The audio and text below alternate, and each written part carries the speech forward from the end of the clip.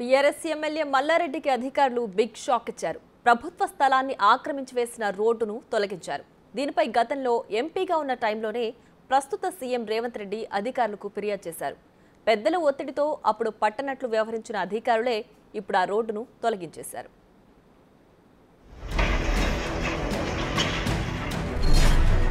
ప్రభుత్వ భూమినే కబ్జా చేసిన ఘనుడు.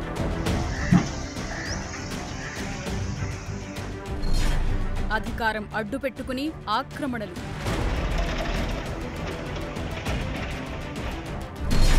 ప్రజా ప్రభుత్వంలో లెక్కలు సరిచేస్తోన్న అధికారులు.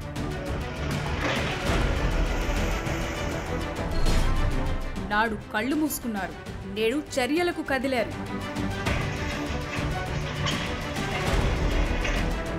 బీఆర్ఎస్ ప్రభుత్వంలో ఆడింది ఆట, పాడింది పాట.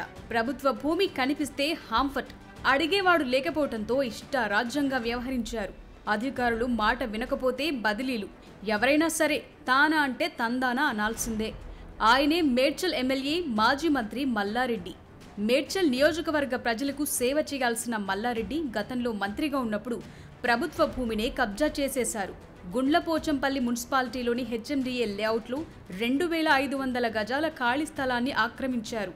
అంతటితో ఆగకుండా తన కాలేజ్ కోసం ఆ స్థలంలో రోడ్డు వేయించారు. అంటే కాలేజ్కి రహదారి కోసం ప్రభుత్వ భూమిని నొక్కేసిన మహానుభావుడు. దీనిపై నాడు పీసీసీ చీఫ్గా ఉన్న రేవంత్ రెడ్డి ఆందోళనకు దిగారు. ఆధారాలతో సహా ప్రభుత్వ అధికారులకు ఫిర్యాదు చేశారు. అయితే అధికారంలో ఉన్నది బీఆర్ఎస్ కావడంతో రేవంత్ రెడ్డి మాటలను పట్టించుకోలేదు. ఇప్పుడు ప్రభుత్వం మారింది. తెలంగాణలో ప్రజా ప్రభుత్వం కొలువుదీరింది. అందుకే మల్లారెడ్డి ఆక్రమణలపై అధికారులు గురిపెట్టారు. వేసిన రోడ్డును తొలగించారు. సైడ్ వాల్ కూడా కూల్చేశారు.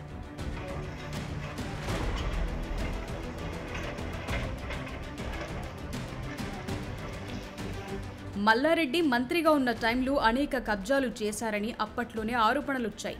బయటపడినవి కొన్ని మాత్రమే. భవిష్యత్తులో ఖచ్చితంగా మల్లారెడ్డి చేసిన బాగోతాలను ఒక్కొక్కటిగా వెలికి తీస్తామని ప్రత్యర్థులు చెప్తున్నారు.